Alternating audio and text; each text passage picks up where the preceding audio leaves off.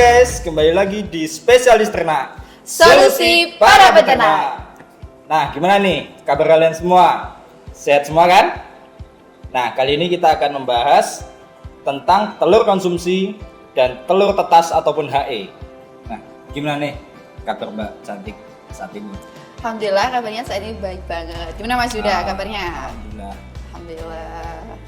Nah, untuk kesibukan Mbak Cantik saat ini? Sebenarnya saat ini ya kerja, terus ya kalau pulang ke rumah ya sama keluarga kumpul-kumpul gitu. Besoknya ya kerja lagi, kayak gitu aja terus. Nah, Gimana terus? sebelum kita membahas mendalam terkait telur konsumsi maupun telur HE, ya kan sekarang ini masyarakat pada booming kok harga telur itu turun di pasaran. Nah, apakah itu memang dari peternaknya ataupun memang ada hal-hal yang perlu diwaspadai seperti telur HE seperti itu kan?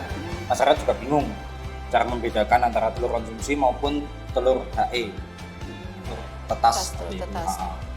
Nah, nanti mungkin bisa dijelaskan bagaimana sih cara memilih atau membedakan kedua jenis telur itu biar masyarakat lebih paham dan lebih waspada lagi kalau membeli di pasaran. Kita sering-sering aja ya di sini ya Mas ya. Kan alhamdulillah sih, tapi akhir-akhir ini tuh harga telur juga udah mulai bagus ini kan gitu. Tapi untuk wawasan kita aja, untuk kita saling tahu juga apa itu telur tetas, terus apa itu telur konsumsi kayak gitu. Ini aku mau jelasin juga nih sama kalian, sama Mas Yuda, apa itu telur konsumsi. Namanya aja telur konsumsi kan ya, berarti kan. Dan telur konsumsi ini tuh paling banyak banget ditemukan di pasaran sebenarnya. Nah, telur konsumsi ini itu berasal dari ayam ras biasanya paling banyak. Ayam ras, terus kayak bebek gitu yang emang dipelihara secara intensif untuk menghasilkan telur konsumsi seperti itu. Jadi secara tidak langsung telur konsumsi ini tuh tidak dibuahi oleh pejantan gitu. Jadi tidak ada embrionya kayak gitu Kak. Jadi emang dipelihara secara intensif untuk menghasilkan telur konsumsi kayak gitu. Nah, jadi kalau telur konsumsi itu dia tanpa pembuahan dari si jantannya, ayam jantannya. Iya, tanpa pembuahan si jantannya. Dan beda lagi kalau telur tetas. Apa itu telur tetas? Nah, telur tetas ini itu adalah telur fertil yang bisa ditetaskan karena dia mengandung embrio kayak gitu. Dan biasanya ini ditemukan di penetasan telur. Nah, contoh dari telur tetas adalah telur HE. Nah, HE namanya HE itu kan dari hatchery, penetasan kayak gitu kan. Berarti telur HE yaitu berasal dari perusahaan pembibitan telur kayak gitu, dari breeding kayak gitu Kak, yang nantinya itu bisa dijadikan bibit ayam atau DOC kayak gitu. Jadi telur HE itu dari penetasan telur, dari pembibitan telur. Tapi perlu diketahui nih Kak, kalau telur penetasan telur itu tidak hanya sekedar di perusahaan pembibitan, karena penetasan telur dari mesin penetas itu sudah banyak sekali diterapkan oleh masyarakat di berbagai daerah kayak gitu. Jadi itu perbedaan antara telur konsumsi maupun telur tetas. Nah, ini lagi Kak tambahan. Nah, biasanya kan di masyarakat kan juga tanya, terus apa itu telur infertil biasanya kan gitu. Nah, beda lagi sama telur infertil. Telur infertil ini tuh awalnya juga dari penetasan telur dari perusahaan pembibitan. Nah, didapatkannya itu dari mana? Dari proses candling. Candling itu adalah peneropongan telur dengan cahaya untuk melihat perkembangan dari embrio di dalam telur kayak gitu. Jadi gini Kak, dalam penetasan telur itu sebelum memasuki proses penetasan telur itu di-candling dulu di suatu perusahaan atau di masyarakat yang lagi proses untuk pembibitan DOC kayak gitu ya. Jadi di-candling dulu, dan di-candling ini ternyata telur ini ada yang kan namanya candling ikan untuk mengetahui adanya embrio. Nah, ternyata di satu telur itu ada embrionya, ternyata ada yang enggak. Nah, gimana kita mengetahui ada embrionya atau enggak? Ya, itu dilihat nih. Dilihat di telur itu diteropong dengan cahaya. Oh, ternyata telur ini ada titik hitam atau ada bercak merah. Nah, ini dinamakan ada embrionya. Nah, ini dinamakan telur fertil. Dia ada embrionya, berarti bisa untuk ditetaskan dan bisa menjadi bakal anak ayam atau DOC. Nah, satunya di candling lagi. Oh, ini ternyata gak ada bercak hitam atau bercak merah atau titik hitam gitu. Berarti ini telurnya infertil, tidak ada embrionya dan ini tidak bisa ditetaskan kayak gitu. Nah, tapi semakin kesini ternyata tuh disalahgunakan gitu tuh loh Kak, sama oknum-oknum tertentu gitu. Biasanya dijual belikan bebas di pasaran kayak gitu yang khusus telur infertil kayak gitu. Sebenarnya kan juga nggak baik gitu loh Kak, seperti itu. Baik untuk kesehatan. Nah, kalau ini di rumah saya kan juga punya ayam. Nah, itu apakah ayam habis menetas itu telurnya boleh langsung kita makan atau kita harus melihat dulu atau gimana cara simpelnya melihat itu telur yang ada embrionya itu gimana? Nah, itu lagi ini bagus banget ini pertanyaannya ini soalnya banyak banget di masyarakat ini dengan memelihara ayam kampung terus dilepas liarkan secara umbaran gitu ya. Terus nanti ayamnya bertelur terus nanti dikonsumsi. Nah, ini teman-teman juga harus perlu tahu gimana sih memilih telur yang bagus gitu kan. Nah, itu dengan cara itu tadi yang aku jelasin, yaitu dengan cara candling itu tadi. Nah, jadi kalau di rumah itu ada ayam bertelur yang dipelihara secara umbaran atau dilepas liarkan, jika ingin mengkonsumsi telurnya itu harus diketahui ada embrionya apa enggak gitu. Kita lihat dengan cara di candling itu tadi. Jadi di candling dilihat itu telur ayamnya itu ada titik hitam atau bercak merah kayak gitu. Kalau ada kan sayang nih Kak dikonsumsi gitu. Nanti kan bakal bisa jadi bibit ayam lagi gitu. Dan kalau ingin dikonsumsi ya yang nggak ada embrionya itu tadi yang bisa tembus cahayanya itu kalau di candling gitu. Jadi nggak ada bercak merah atau titik hitam kayak gitu. Jadi selama ini saya salah makan. Aku habis netas, habis bertelur, langsung saya ambil untuk digoreng.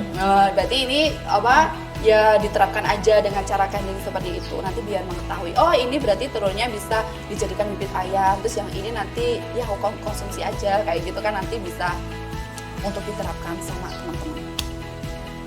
Nah, Kak Cantik, gimana nih kalau cepat membusuk tadi kalau telur petas itu? Nah, perkiraan aja nih untuk teman-teman semua. Kalau untuk telur ayam konsumsi itu berapa lama? Bisa bertahan berapa lama? Lalu untuk telur ayam infertil ataupun HE tadi sampai berapa lama?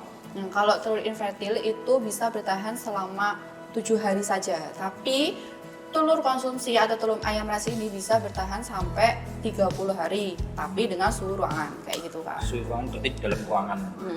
Ya. Waduh, kalau seperti saya orang awam seperti ini, tentunya was-was juga kalau membeli di pasaran. Gimana sih cara membedakan secara fisik maupun saat dipecah itu telur konsumsi maupun telur tetas? Nah, untuk membedakan telur konsumsi, telur ayam ras dan telur tetas atau telur fertil itu bisa dilihat dari bentuk fisik, dari luarnya atau juga bisa dari dalamnya. Nah, untuk dari luar ini bisa dilihat dari cangkangnya Kak. Nah, untuk cangkangnya telur ayam ras atau telur konsumsi ini warnanya lebih coklat. Sedangkan telur tetas atau telur fertil ini warnanya sedikit putih kecoklatan atau krem, jadi sedikit pudar kayak gitu. Nah, untuk ukurannya ini hampir sama. Untuk beratnya atau bobot dari telur tersebut untuk telur ayam konsumsi itu sekitar 50-60 gram, sedangkan untuk telur tetas itu bisa kurang dari 50 gram, jadi lebih kecil bobotnya. Nah, biasanya juga ditemukan dengan bobot yang lebih besar, lebih dari 65 gram. Nah, ini biasanya ini double yak atau kuning telurnya itu ganda. Double kayak gitu kan. Selain itu juga bisa dilihat dari proses candling. Tadi kan udah aku jelasin gimana proses candling, dari penerotongan menggunakan cahaya untuk melihat ada tidaknya embrio. Kalau dinamakan telur konsumsi, tadi kan udah aku jelasin bahwa tidak ada embrio, namanya aja telur konsumsi kan ya. Nah, ketika di candling itu cahayanya akan tembus, jadi tidak ada bercak merah atau titik hitam. gitu. Tapi kalau telur tetas ketika di candling dia akan terlihat bercak merah atau titik hitam. Jadi cahayanya itu tidak sepenuhnya tembus gitu. Jadi terhalang oleh embrionya itu tadi kayak gitu Kak. Nah, juga dilihat ketika dipecah. Nah, ketika dipecah itu nanti kan terlihat kuning telurnya. Ya. Ketika telur konsumsi dipecah, kuning telurnya itu akan bersih, kuningnya tuh merata kayak gitu.